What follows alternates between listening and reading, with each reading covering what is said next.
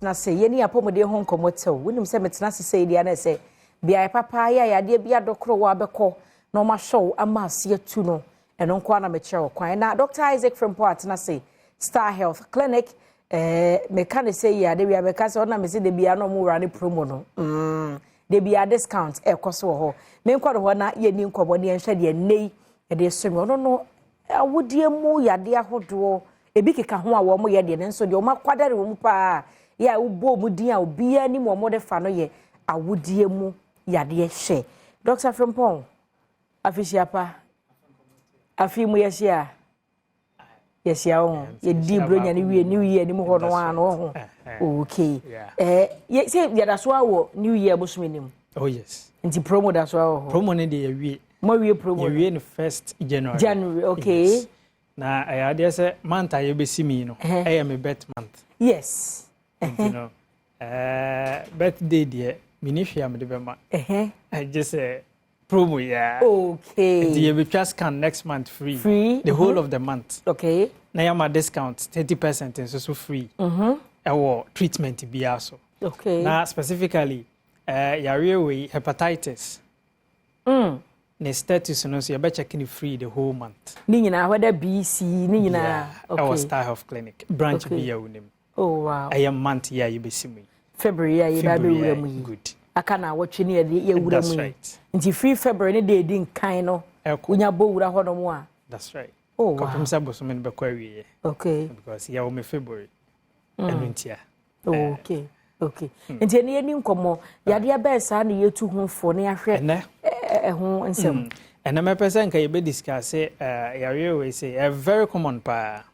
and people are living with it but bebre na nya awempo say they live with it owunim yare hepatitis B as a crofo to me nya abro mu nim so mu wobi say one of the area ubenya but enye kesindru some extent a unya symptoms no ti betima sie woni padua ni mu a na wo de nam okoba saa for so long wow na unya sign bia and the best start am signs and symptoms no na edruachiri and the area enka I was bribia no oye ho check up say onye vaccination empo why vaccination ni nyina wie no ye wo lab bia oye de confirm say vaccine ye adwuma because vaccine enye 100% it me fail at a point okay so empo why vaccination ni nyina wie no because ye wo kwan fa so prevent it, that is vaccination no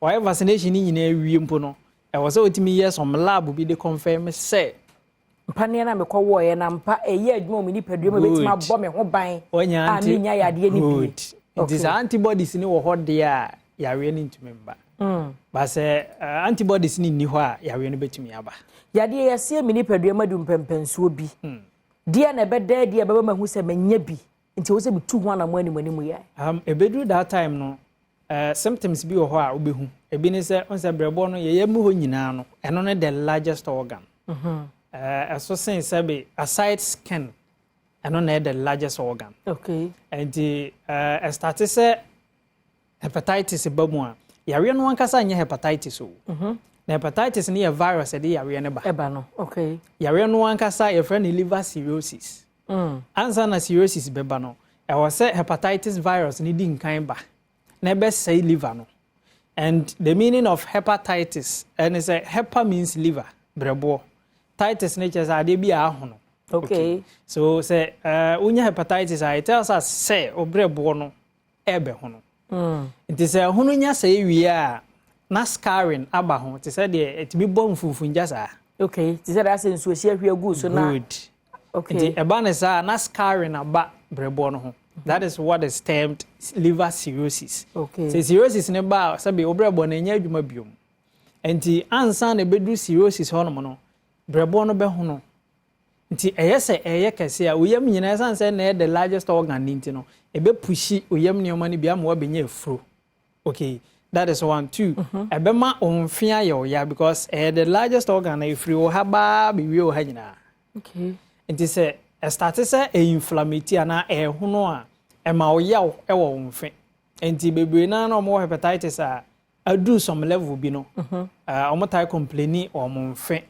any ade two etimi ma fever normal fever ya yenim ya and you might be thinking say a normal fever bi ena wanya but hepatitis ebetimi ayosa 3 etimi boa ma so tepa oso timi beti so you be a mo odu kakra all of a sudden afi na enya say wo diet enya say wo slim down mo bi na da so say the what slim come up wo did fine wo did so fon na wo fon oso timi beti and oso te no esan say liver no eye largest organ na esan inflammatory no oso beti ba wo fu be kese no wo fu no a hye wani mu do okay and nti obi hu obetimi aka say eyedua na yabo but ebia na hepatitis anyway ene ma si ache o ebitimi ye obi na omo de nam se yekodane ya na dodo na se bi wa na yade o se de eye areho ne se bebre na no esi saa eye de wo mo kwotena empaibo bia se yekodane di yedane ewi so yedane ensuo na anyi na de ne ko edelo ewo ho acha and hepatitis betimi am wo lose appetite kra ene ne mo so tepa no. Okay. And ebetimi ama enda nkasa wontumi meda. And you say ewo ho acha because ye hwe liver no a next time ye hwe liver no ne functions ankasa. Adwuma eye. And you say ho chechema ebetimi akofa sa wo how. You will understand say one of the vital organs say ni ho a nipadua ntimi nya hwe. Nti yemfa ni agro. Wow. And the liver ankasa de ye hwe nneoma liver empo no maduro na be ye adwuma you liver na ye ho adwuma. Ansa na aduro na ye adwuma oni padua. Oh say obi betimi e di poison nipa mienu betimi e di poison wa ha.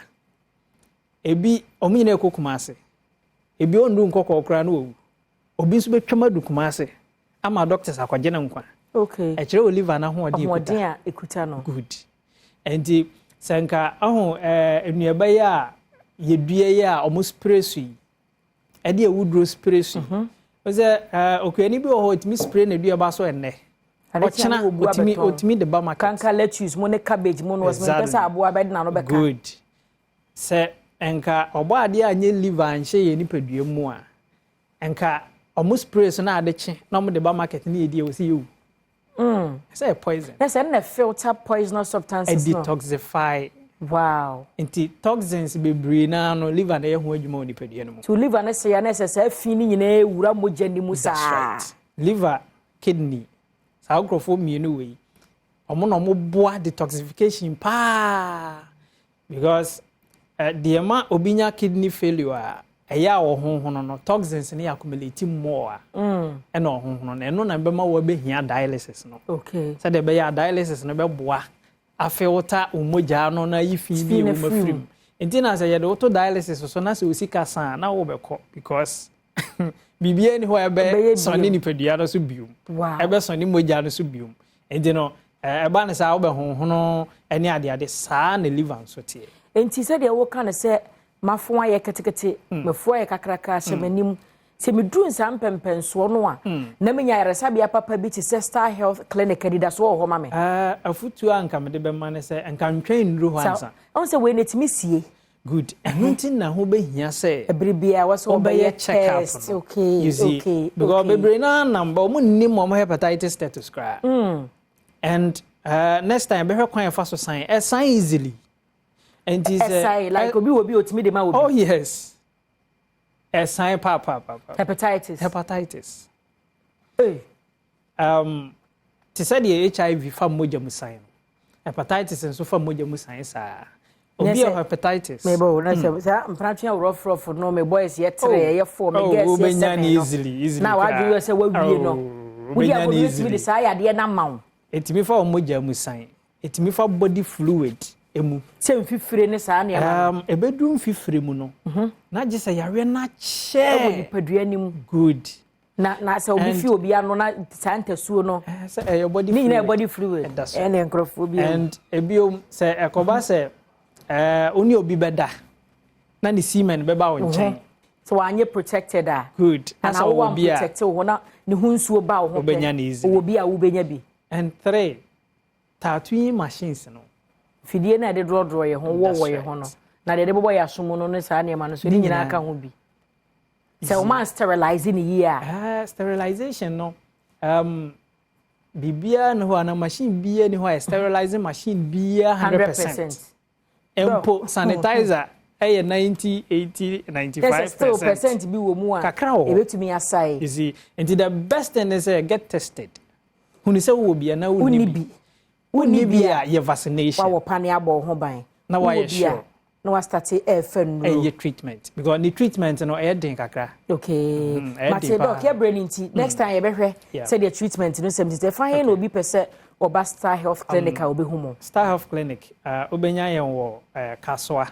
Akweli Ota City hono mo a ye da so wo ho a na Kumasi nso so ye wo Kumasi ajuso kwa mo 4 junction no so ho a ye ben Baptist Church no obenya ye wo Sunyane nso so Sunyane yo police land bibia police for school no e wo no junction no so ho a abisim kwan no so na Doma Hinkronsi yo Doma SS area ho ye ben Gift FM Jamai South nso so ye wo Japekrum fitemu hono mo a e ho nyina afa number we na frɛ na yentimi no monkomo abrochirefo no betimi a chat your WhatsApp you be reply on that number no is 0249 200 555 misi number no so bio 0249 200 555 shana so for me na next month yi pe na ye ma free scan free hepatitis status no ye checking free your Star Health Clinic branch bia